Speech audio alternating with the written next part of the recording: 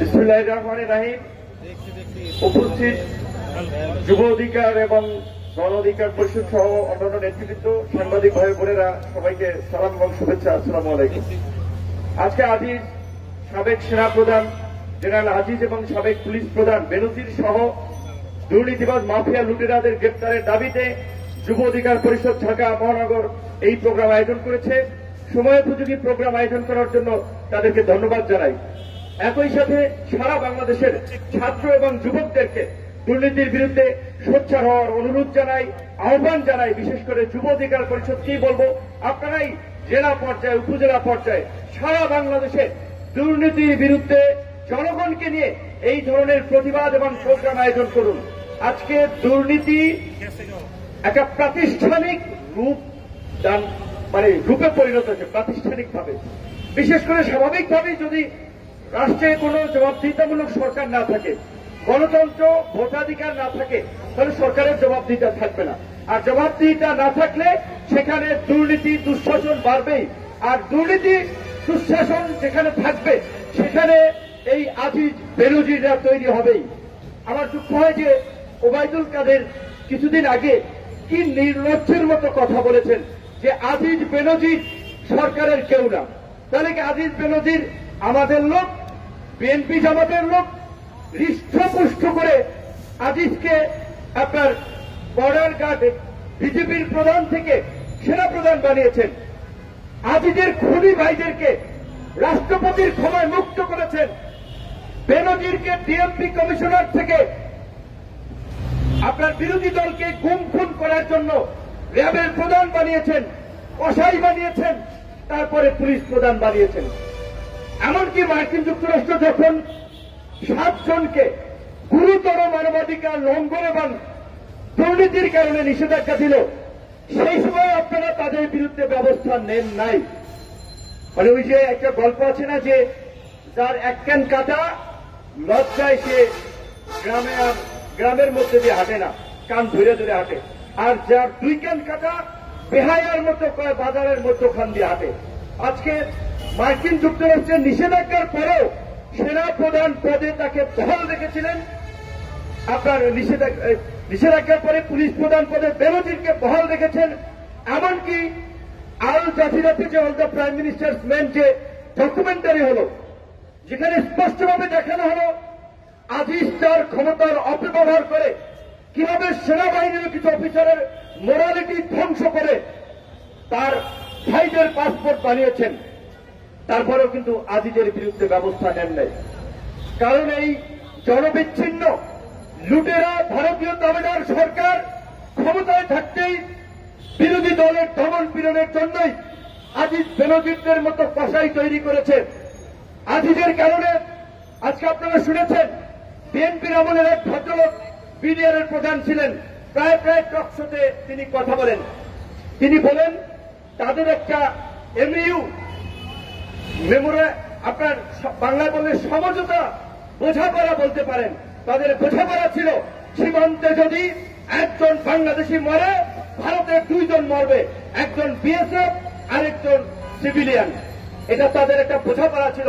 যেই কারণেই সেই সময় সেই বেগুনবাড়িতে ভারতীয় বিএসএফকে গণধোলাই দিয়েছিল আমাদের বিএসএফরা।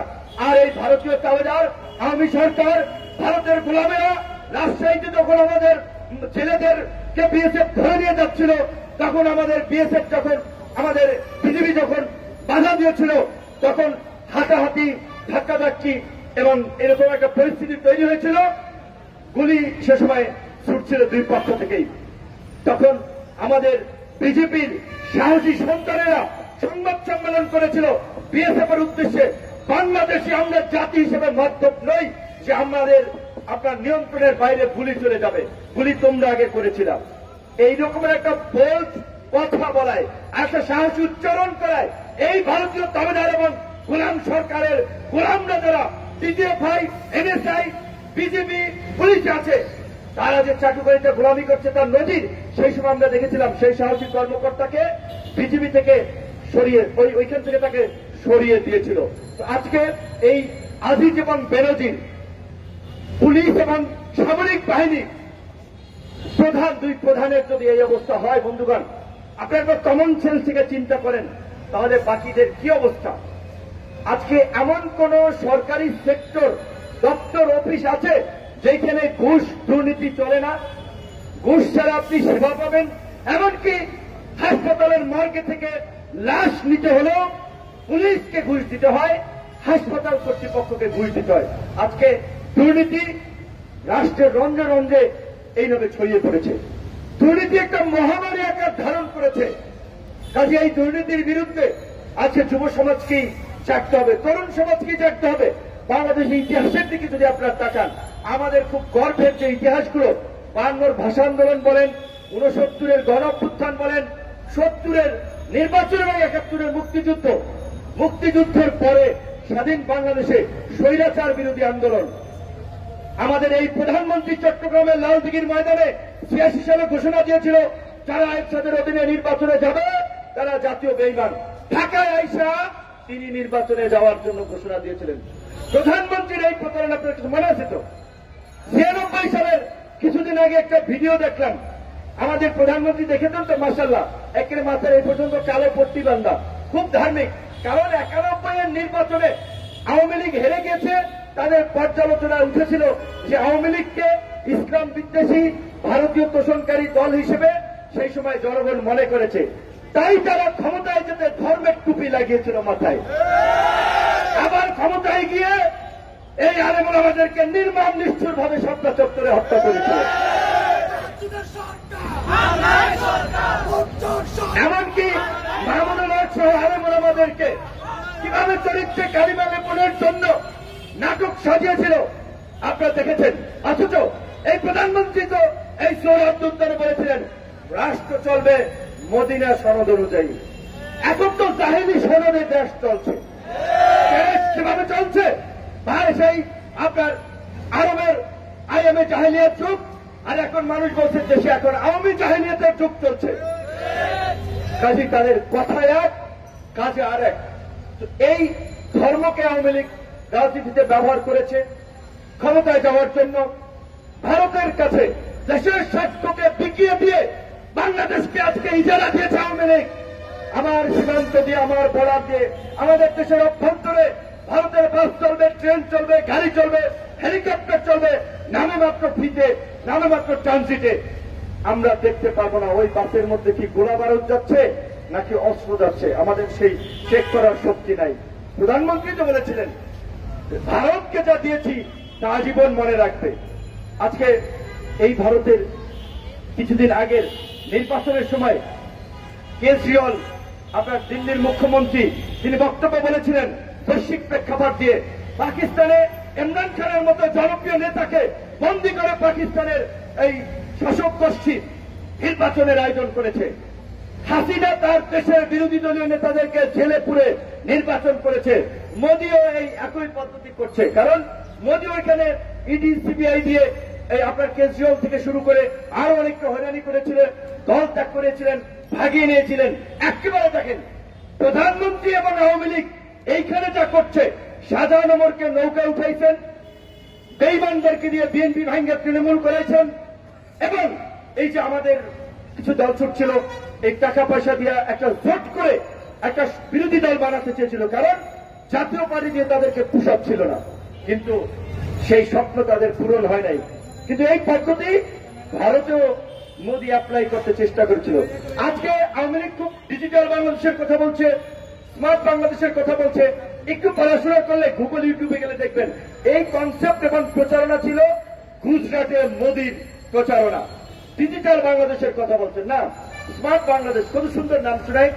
আজকে গাইবান্ধা, রংপুর, দিনাজপুর, বরিশালে আমার কোনো ভাই, মা, বাবা হঠাৎ করে যদি অসুস্থ হয়, হার্ট অ্যাটাক করে হৃদরোগে আক্রান্ত হয়, তাকে প্রপার চিকিৎসা, যথাযথ চিকিৎসা দেওয়ার মতো জেলা হাসপাতালগুলোতে ব্যবস্থা আছে?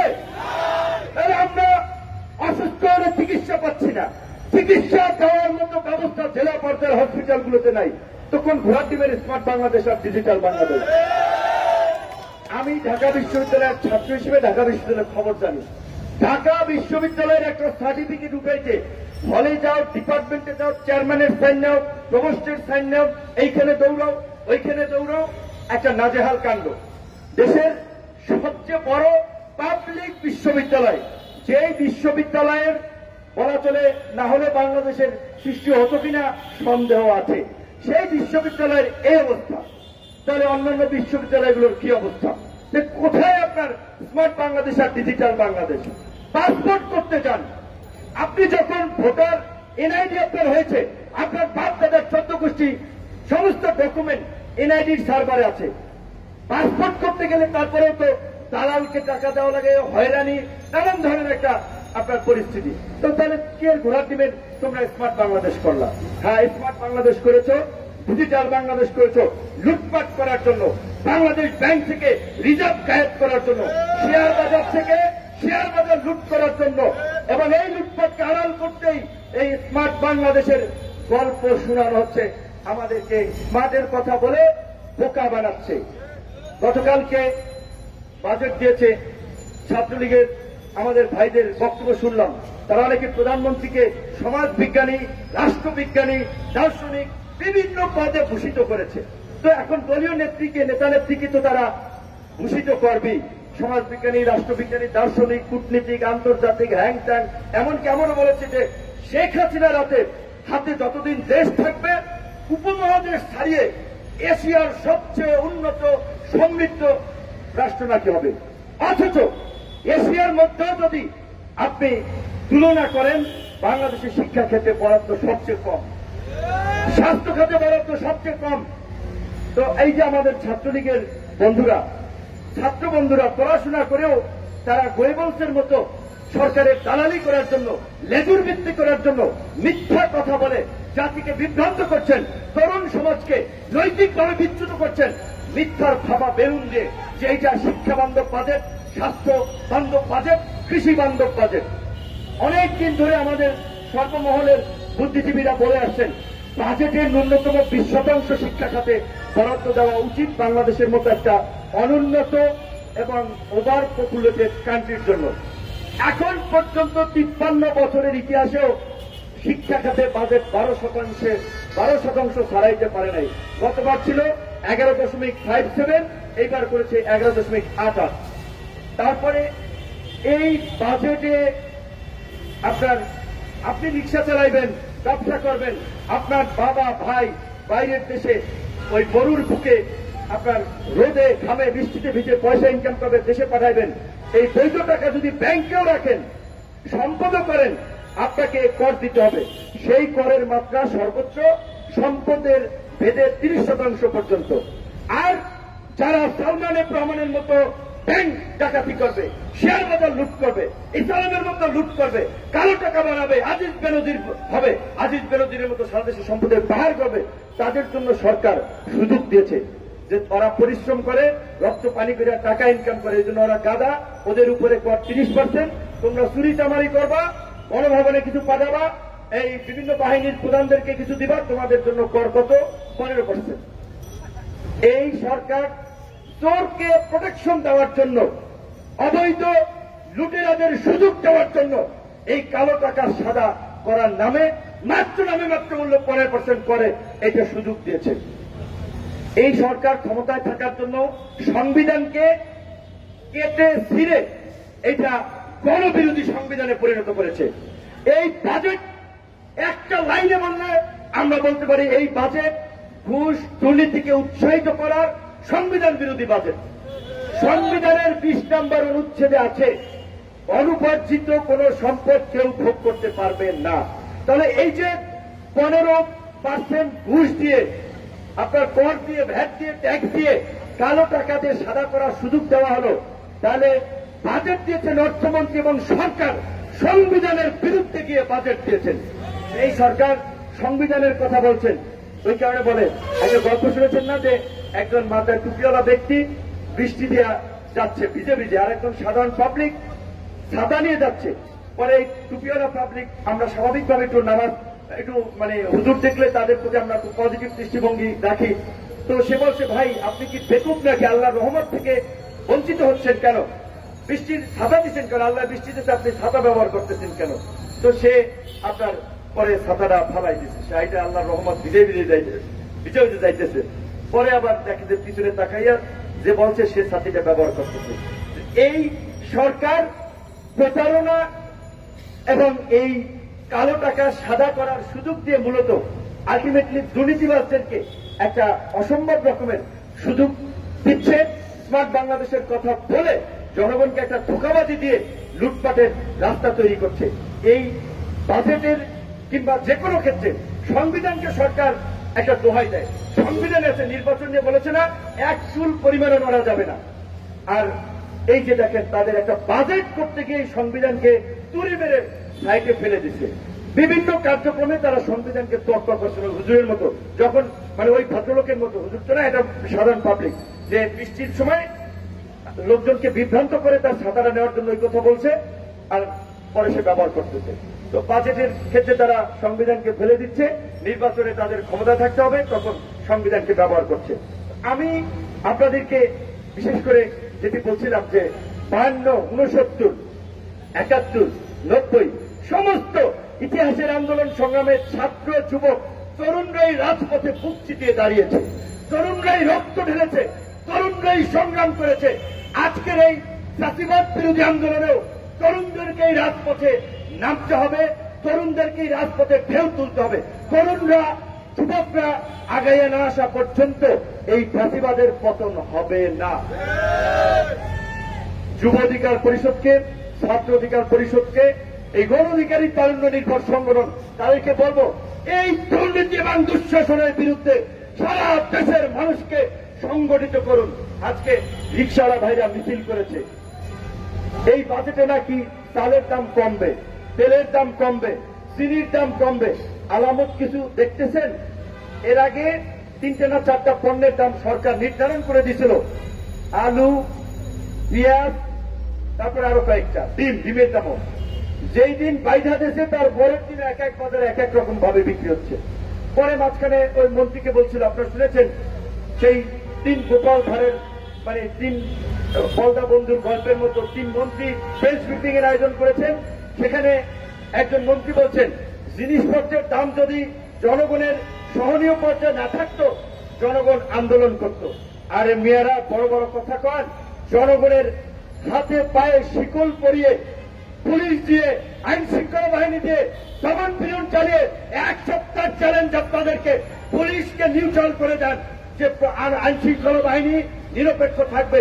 বিরোধী দল একদিকে সমাবেশ করবে, আপনারা ওই পুলিশ দলে সমাবেশ করবেন। বিরোধী দলের আঞ্চলিক ভাষা চলে আপনার সমাবেশ না, জনগণের শ্বাস প্রশ্বাসে আপনারা হাওয়া হয়ে যাবেন। 1 সপ্তাহ যদি সময় দিয়ে সমাবেশ করেন, আপনারা বলছেন যে বিরোধী দল রাস্তায় নামতে পারছেন না, এইভাবে হাত পা বেঁধে পয়সাতে উল্লাস করছেন। যেমনি ভাবে প্রতিনিয়ত মুক্তিযুদ্ধের ইতিহাসকে বিকৃতি করছেন, জনগণের সামনে ভোট এবং নির্বাচন নিয়ে মশকরা করছেন। মোদী ভারতে এত কিছুর পরেও একটা বড় ডেমোক্রেটিক কান্ট্রি, নির্বাচন হয়েছে, নির্বাচনকে তারা, জনগণের ভোটকে তারা বাতিল করতে পারে নাই, ঠেকাইতে পারে নাই। পাকিস্তানেও নির্বাচন ইমরান খানের নেতা কর্মীরা ভোটের মাধ্যমে জনরায় দেখিয়েছে। আজকে আমাদের দেশে ভোটের ন্যূনতম সেই ব্যবস্থাটা নাই। স্থানীয় নির্বাচন করছে এখন দলীয় প্রতীক উঠাই দিয়ে। বললে বলবে ভাই একটা রাজনৈতিক দলের সভাপতি, আপনারা একটু ভালোভাবে বক্তব্য দেবেন, সব কথা আপনাদের মুখে আসে না। মানে মন যা চায় এই সমস্ত পাগলগুলোর গ্রামের ভাষাকে গালানি দিতে। কারণ তারা যখন এই দলীয় প্রতীকে স্থানীয় নির্বাচন করে, তখন আমরা বলেছিলাম স্থানীয় নির্বাচনে দলীয় প্রতীক দিয়ে আল্লাহর হস্তে মারামারি, কাটাকাটি, হানাহানিকে গ্রাম পর্যায়ে নিয়েন না। ইউনিয়ন পরিষদের চেয়ারম্যান, আমি কাউকে অবজ্ঞা করছি না, অসম্মান করছি না, অনেক 5 পাস, 2 পাস, 3 পাস অনেকে ইউনিয়ন পরিষদের চেয়ারম্যান হচ্ছে। তাদের যে দাপট, পুলিশের ওসিকনের সময় পাত্তা দেন, আরে আমি শেখ হাসিনার লোক, নৌকার প্রার্থী দেখেছেন না নির্বাচনের সময়। তো এখন কেন সেই স্থানীয় নির্বাচনে দলীয় প্রতীক তুলে দিচ্ছেন? এত শখ করে করলেন, এখন তুলে দিচ্ছেন কেন? এখন তুলে দিচ্ছেন দেখছেন নিজের লোকেরা নিজেদের মাথা ফাড়াইতেছে। এই গত পরশুদিন ব্রাহ্মণবাড়িয়ায় এই নির্বাচনকে কেন্দ্র করে ছাত্রলীগ আরেক ছাত্রলীগকে মাইরেই ফেলাইছে, গাজীপুরের কালিয়াপুরেও কিছু আগে দেখলাম ছাত্রলীগ আরেক ছাত্রলীগকে বাইরে ফেলাইছে। এখন নিজেরা নিজেদেরকে কুপাইয়া মারতেছে, পিটাইয়া মারতেছে, গুলি করে মারতেছে। এই নির্বাচনের কাউল গ্রাম পর্যায় পর্যন্ত পৌঁছে দিয়েছেন নৌকা দিয়ে। কেন স্থানীয় নির্বাচনে নৌকা দিয়েছেন আর এখন দিচ্ছেন না? নূহ নবীর নৌকার কথা বলেন। নৌকা এখন এমন ঘৃণার প্রতীকে পরিণত হয়েছে যে বঙ্গবন্ধু শেখ মুজিবুর রহমান যেভাবে আওয়ামী লীগের নেতা কর্মীদের সেই সময় উৎপাতে অত্যাচার নির্যাতন ব্যাংক লুট করে আরেকজনের বউ নিয়ে যায়, ধর্ষণ করে, সম্পদ লুট করে, মানুষকে পিটায়, জাসদের নেতা কর্মীদেরকে গুলি করে মারেন। এই অবস্থা যখন আওয়ামী লীগের বিরুদ্ধে মানুষের তীব্র ঘৃণা ক্ষোভ তৈরি হয়েছিল, ৭৫ আমাদের মহান নেতা বঙ্গবন্ধু শেখ মুজিবুর রহমান বুঝছেন এই যে এখন পয়সা গেছে আওয়ামী লীগ বিলুপ্ত করে বাকশাল করেছিলেন। আজকে তার কন্যা একই পথে একই স্ট্র্যাটেজিতে নৌকা বিলুপ্ত করে এখন নৌকা ভাব দিয়া স্থানীয় নির্বাচন উন্মুক্ত করে দিচ্ছেন। করছেন ভালো, আর একটা ভালো কাজ করেন। দয়া করে ক্ষমতা আছেন, পার্লামেন্টে আছেন, এখনো এই বিল পাস করুন, স্থানীয় নির্বাচন উন্মুক্ত থাকবে। এই ঢাকার সিটি কর্পোরেশনকে 2টা ভাগ করেছেন ক্ষমতায় থাকার জন্য, ক্ষমতার ভোগ করার জন্য, টাকা পয়সা কামানোর জন্য, দলীয় নেতা কর্মীদেরকে লুটপাটের বাগান তৈরি করে দিতে আজকে বাংলাদেশকে এখন একটি ব্যর্থ অকার্যকর রাষ্ট্র পরিণত করতে যাচ্ছে। ব্যাংকিং ব্যবস্থা ধোঁকা করে ফেলেছে, ব্যাংকে লোকজন টাকা রাখতেছে না। সেদিন আমাকে এক ভাই বলছে ইসলামী ব্যাংকের, আমার একটা ব্যাংকে অ্যাকাউন্ট আছে, শুধু ইসলামী ব্যাংক আর বিকাশ অনলাইন একটা।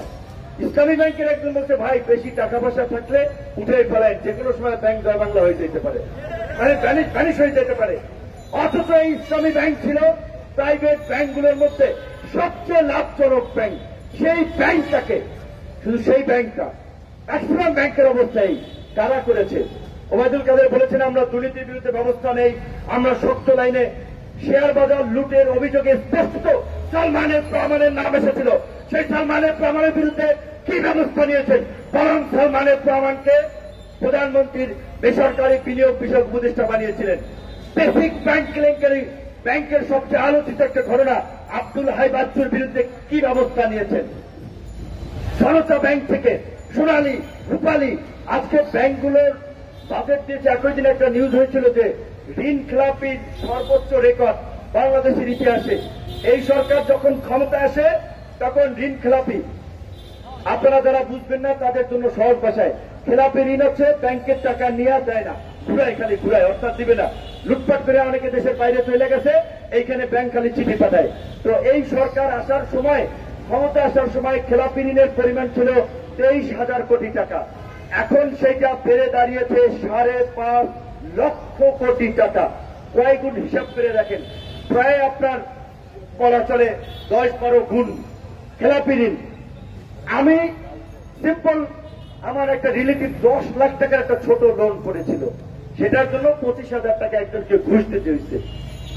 আর এই যে ছোট ছোট হাজার হাজার কোটি টাকা ঋণ নিচ্ছে নিয়ম বহির্ভূত ভাবে, আপনাদের কি মনে হয় সরকারের উচ্চ পর্যায়ের এমপি, মন্ত্রী, গণভবনের সিগন্যাল ছিল না এইসব ঋণে? এইসব ঋণ করে সব টাকা বাইরে পাচার করে দিয়েছে। এই যে 5.5 লক্ষ কোটি টাকা ঋণ খেলাপি, আর বাজেট দিয়েছে 7,97,000 কোটি টাকা, 2,56,000 কোটি টাকা ঘাটতি। যা বাজেট দিছে ওই ঘাটতি বাদে তার চেয়ে বেশি পরিমাণ টাকা ঋণ খেলাপিদের কাছে আছে। এমনকি এই বাজেটেও যা দিয়েছে 1,37,000 কোটি টাকা সুদ দিতে হইবে, সুদ। কারণ ওই যে গ্রামের সেই ঋণ করে ঘি খাওয়ার মতো নিজেদের লুটপাটকে আড়াল করার জন্য বৈদেশিক ঋণ এনে উন্নয়ন করেছে আর লুটপাট করেছে, নেতা কর্মীদেরকে হৃষ্টপুষ্ট বানিয়েছে। বৈদেশিক ঋণের পরিমাণ এখন $100 বিলিয়ন বা বাংলা টাকার প্রায় 11 লক্ষ কোটি টাকা, বাজেটের প্রায় 1.5 গুণ। সর্বশেষ এইটুকু বলতে চাই, এদেশের কৃষক, শ্রমিক, সাধারণ মানুষকে এই দেশটা এই সালমান এফ রহমান এস আলম কিংবা এই বঙ্গভবন, গণভবনের কতিপয় লুটেরা কিংবা প্রশাসনের আজিজ বেনজিরদের দেশ নয়। এই দেশ 18 কোটি মানুষের দেশ। এই দেশকে বাঁচাতে হলে, দেশের মানুষকে বাঁচাতে হলে এই লুটেরা দুর্নীতিবাদ সরকারের বিরুদ্ধে গণ আন্দোলনের কোন বিকল্প নাই, গণ আন্দোলনের কোন বিকল্প নাই। আন্দোলনের মাধ্যমেই আমাদেরকে এই ফ্যাসিস্ট, এই ভারতীয় দাবিদার, এই লুটেরা সরকারকে পরাজিত করে জনগণের সরকারে প্রতিষ্ঠা করতে হবে। আমরা বাঁচতে, দেশ বাঁচাতে। সবাই ভালো থাকবেন, সুস্থ থাকবেন। আল্লাহ হাফেজ।